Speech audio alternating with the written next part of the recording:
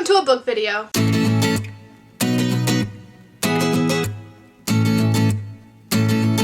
Hey guys, what's up? My name is Dom. Welcome back to my channel. If you're new to my channel, I typically make bookish content, movie content, travel content, miscellaneous collection, anything else in between because I like to do whatever I want on this channel. Like I said, this is going to be a bookish video because we're doing my November wrap-up and December TBR.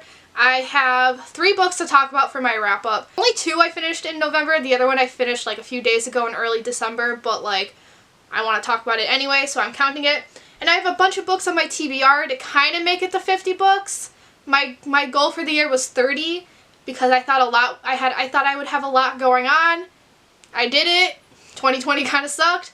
So I'm going to try to make it to 50 books anyway, and without further ado, let's get started. So the first book I want to talk about is It by Stephen King. I finally finished this. I wanted to finish it in October, but I only got halfway through. So I finished it in like November 25th, I think it was. I made a vlog for this that's all spoilery and stuff where I cried. Yeah, and I'll link that up above. So my final thoughts for this book, I decided to give it 4 out of 5 stars, which is a little weird because when I was first reading it, while I was reading it, I'm like, this is a 3 out of 5 star read. Then I got to the ending, I finished the book, and I was thinking about it, so I'm going to give it 4 stars because it's more so for the characters themselves rather than the actual story that I'm getting 4 out of 5 stars.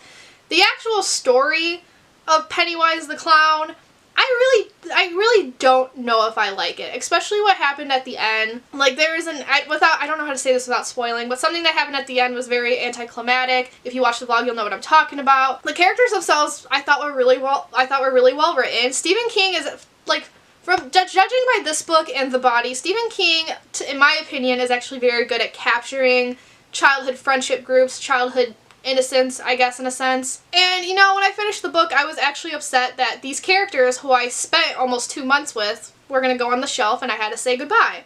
So that's how I'm feeling about it. And also, I just want to say Pennywise the Clown is fucking perverted. I think that's all I gotta say about it, because everything else I wanted to say is in that vlog. So the other book I finished is finally The Thornbirds by Colleen McCoolo. Guys, I gave this 2.75 out of 5 stars. It was pushing 3, honestly. The main character is arguably Maggie. She has a daughter named Justine. And Justine really picked up the story. She was really the only interesting character, and like the only one I liked. But she's one of those characters where she's kind of bitchy, kind of obnoxious. And like, I feel like in any other book, I probably would not have liked her. But because everyone in this book is so fucking bland, she was a breath of fresh air to read. And even at the same time, she's not like too bitchy or obnoxious. She was when she was a kid, but as she got to an adult, as she got older, she was more so just very strong-willed, very opinionated, stood up for what she believed in. And you know what? I respect that. But then the actual ending came, and I was like, that was very, very dissatisfying.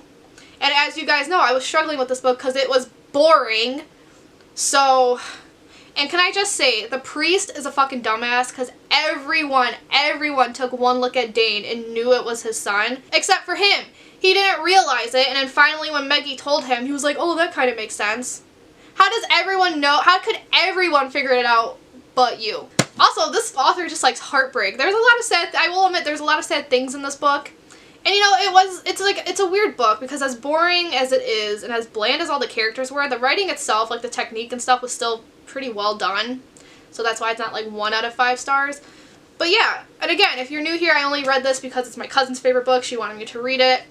I would not have chose to read this on my own. And the fact that I don't like the book kind of verifies that. So the last book I started in November but finished in like December 3rd is called, I don't own the book anywhere, I gave it back to the Free Little Library, but it's Haunted America, True Ghost Stories, something like that. Has many authors. So the author of the book is officially the publication company that I don't know. This is one of those books that's made for tourist shops. Like, I remember seeing this at Ripley's Believe It or Not gift shop. That's where I first saw it and I wanted to buy it. I saw it was like $15 for a paperback, a cheap paperback, cheaply made paperback that's like 200 pages. And I was like, no, that's not happening. I'm not buying this book. But then I saw it at the Free Little Library, so I took it. And this is just a bunch of like true ghost stories that take place in America. I think at most I gave this 3 out of 5 stars just because I mean, some of them were good. Like, I'm that person who's like, oh no, I don't believe in ghosts. Like, ghost sightings can be disproven.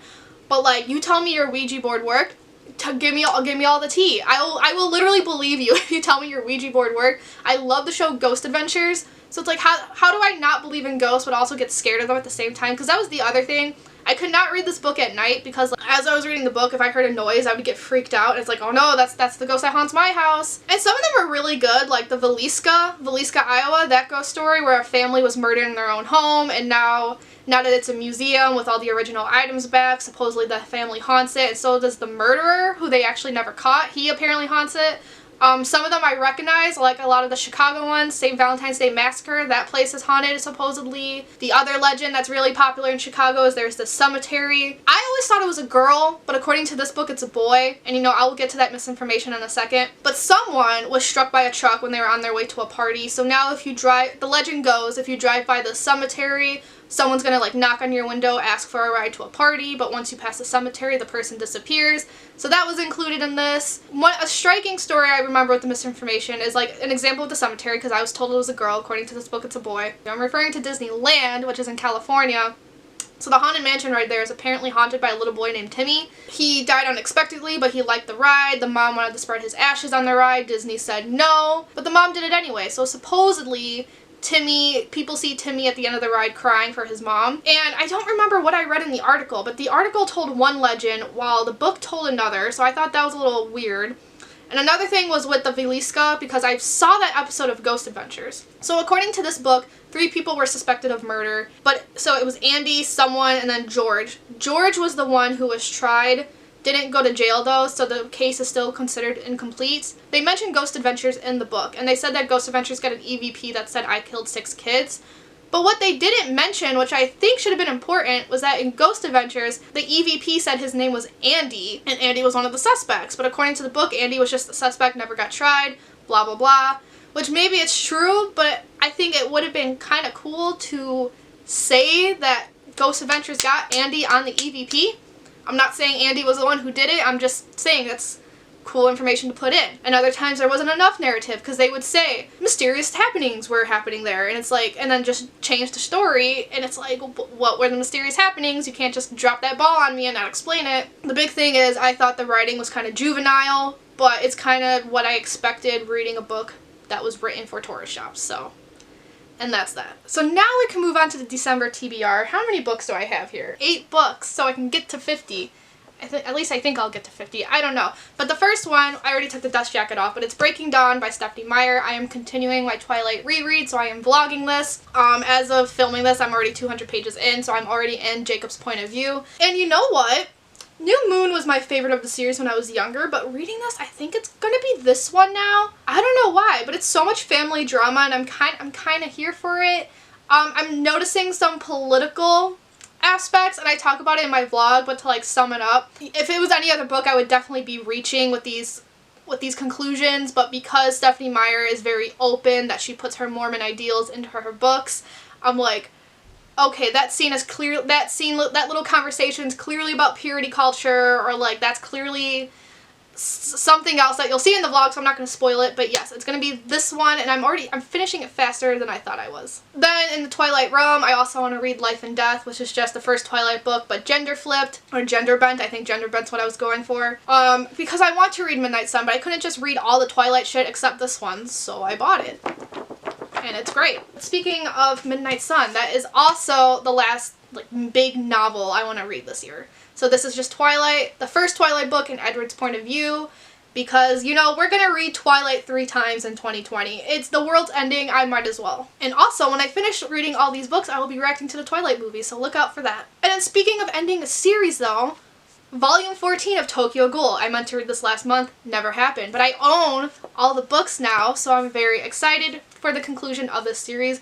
Granted, I kind of had to like skim the other books to refresh my memory a bit because it's been a while since I read Volume 13. Honestly, I think it's been since the reading rush. Might be.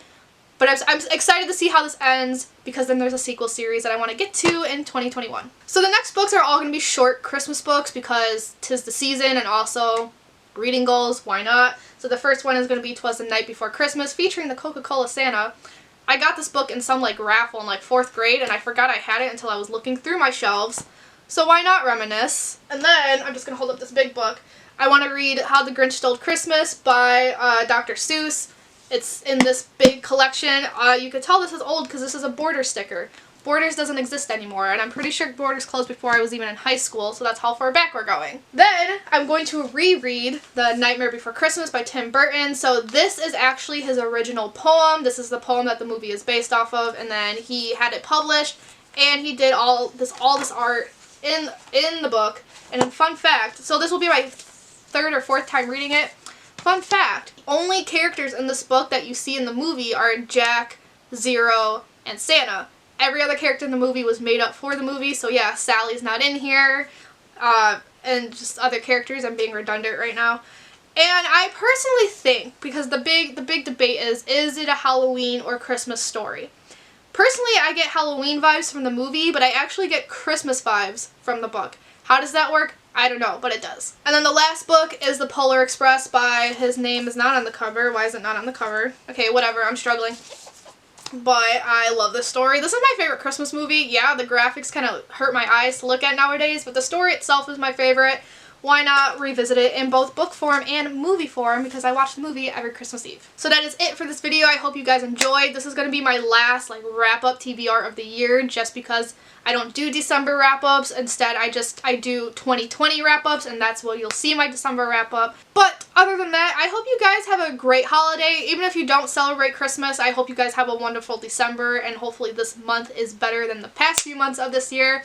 And I hope 2021 is going to treat you guys better. So if you like this video, give it a big thumbs up, comment, subscribe. Y'all know the drill. And without further ado, I'm going to peace out, and I'll see you guys later. Ciao, tutti.